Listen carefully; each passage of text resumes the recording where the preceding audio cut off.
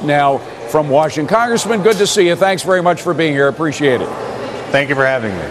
So let's talk about Chris Dodd first. Chris Dodd, now maybe it's coincidental. I know AIG was passing a lot of money around over the years that it's been in Washington, but he was the #1 recipient of AIG money in 2008, received $103,000. The suggestion is being made he may be going overboard and trying to help this company out because he has financial ties to the company. What do you say?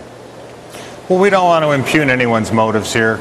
AIG has a big presence in Connecticut. He might have been trying to help his constituents.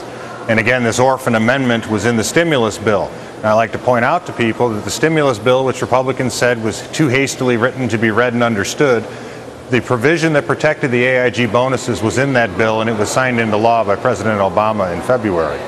But, Congressman, I got to tell you, this is the second time now that these sort of issues have come up with Chris Dodd. Of course, the first time was Countrywide. He received special favors from Countrywide on his mortgage worth about $75,000, went on to write a special provision in the housing bill, the $300 billion housing bill, that benefited Countrywide. It passed a lot of some of their worst mortgages off to the taxpayer. Frankly, you know, if you have two conflicts of interest like this, I begin to smell something rotten. Well, there's always something smelling rotten in Washington because it's where politicians are. The question about who is doing what and what has happened to bring us to this point is precisely why Congressman Steve LaTourette from Ohio and I have introduced a resolution of inquiry regarding the AIG bonuses to determine what the government knew about a potential breakup of AIG, about additional bailout money to them, and about the bonuses in particular.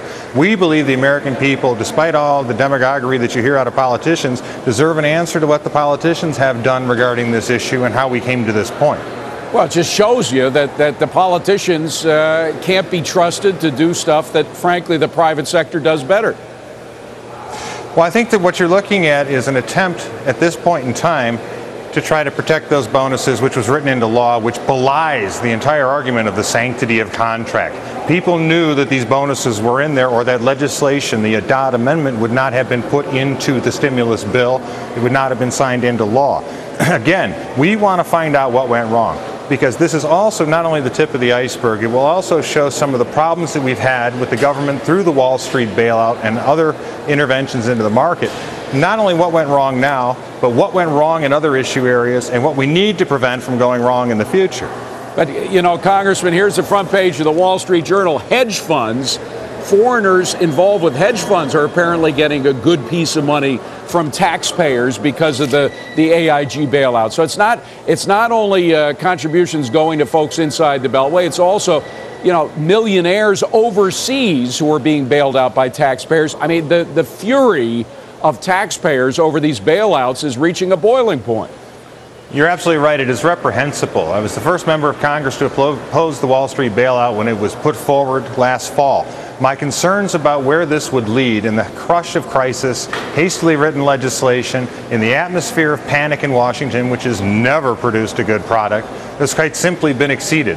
The reality of what has happened under that law has exceeded my most nightmarish prognostications. The American public is seething. They deserve answers, and they need this situation rectified before they are bled for more tax dollars for institutions that are too big to fix. Well, here's what the president says about it. Again, he's speaking on this very issue in Costa Mesa, but I think we have some sound of what he said about the AIG bailout earlier. I don't want to quell anger. I think people are right to be angry. I'm angry. What I want us to do, though, is channel our anger in a constructive way.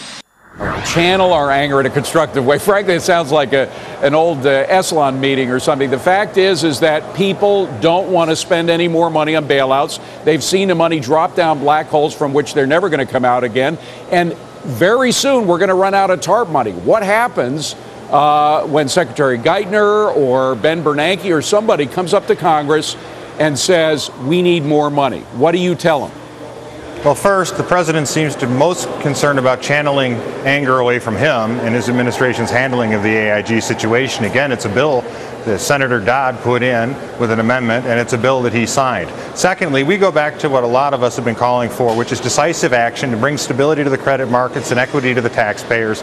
The public owns 80% of AIG. It should be broken up now, re-privatized, and the taxpayers reimbursed to the greatest extent possible. That would set the model for other insolvent institutions. One of the fundamental myths that I believe is occurring in Washington is they view the economic crisis, the financial crisis, as a problem of liquidity. I believe it's a problem of insolvency, and it's a problem of too much power centralized within institutions. We need to devolve that power down, break it up, create more entrepreneurial opportunities for people, and bring certainty to the markets and to the public's confidence in these institutions. All right. Now, Congressman, you're against the hedge funds, foreign hedge funds in particular, rich people getting bailouts. I understand that. But aren't you in favor of the car bailouts? If you cannot see the distinction between the victim and the perpetrator, the car industry is here today, the American domestic auto industry and the manufacturing jobs that rely upon it, precisely because the financial credit crisis hurt the ability to sell cars and hurt their ability to roll over short-term commercial paper.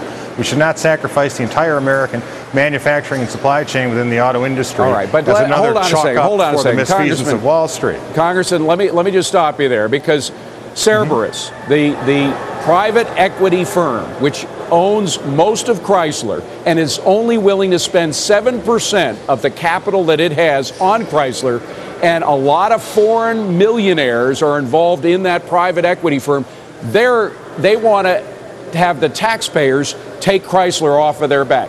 Isn't that bailing out rich people? They're also looking at a potential merger with Fiat to bring in new capital and to new opportunities for both sides of the aisle. Fiat would get 35%. Well, I don't have to guess. I live in Detroit, so you don't have to tell me how to guess. Congressman, if I may, so Fiat I guess would get you may 35%. not, because what's going on in Detroit is the working men and women that do work for Chrysler, that live in those neighborhoods, and the entire supply chain and car dealerships that require them will be hurt in the process and lost. You mentioned Fiat, which would get 35% of Chrysler for putting in how much money? Do you want to pay zero, social safety net cost zero of these people being put on your social safety net? Would get 35% of Chrysler the men and women without that putting work a penny for that in. Industry? Do you want to put your tax dollars into a social safety net for the men and women in that industry who will lose their jobs, for the people in the manufacturing base that will lose their jobs? Do you want to put it in for the car dealerships that will lose their jobs, for the people in the related industry around there that will lose their jobs? Do you want to put that onto the social safety net as a cost you will not get back in the form of a loan? I don't want to use taxpayer money to give Italians, rich Italians, 35% of Chrysler. But I also do not want the social safety net to have to pay for the jobs of working men and women Americans that will lose their jobs because of this. And you don't see any contradiction between being against bailing out hedge funders and bailing out rich Italians?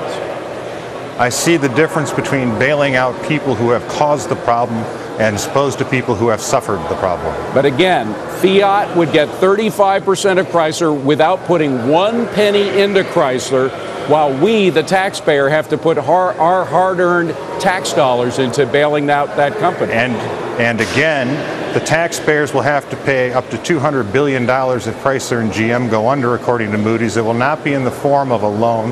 That will not go towards preserving a manufacturing base in an auto industry. So the choice, again, is the taxpayers, I think, would like a chance to get the money back in the form of a loan and have a manufacturing base in the United States, as opposed to hurting the men and women in those industries, letting them go under, and then having them put onto the social safety net and the forces of losing their homes, losing their jobs, and losing their ability to help provide for their family. Well, we're manufacturing cars down south without the UAW involved, so there is car manufacturing in the U.S. It's just not controlled by a private equity firm, 35% of which is owned by the Italians. And even the transplants have said that they would like Chrysler and GM to survive because of the damage to the manufacturing base in the United States. Plus, as you probably know, Toyota itself has asked for a $2 billion loan from the Japanese. I'm sure that they are not making cars the Japanese want to buy, and they will correct that. Well, Congressman, I see a connection there between bailing out the hedge funds that are involved with AIG and bailing out the hedge funds that are involved in Chrysler, the owners of Chrysler. You don't, but we expect these differences to remain for some time. But please come back to see us on Scoreboard, all right? Thank you. Congressman McCotter, appreciate it. Well, as public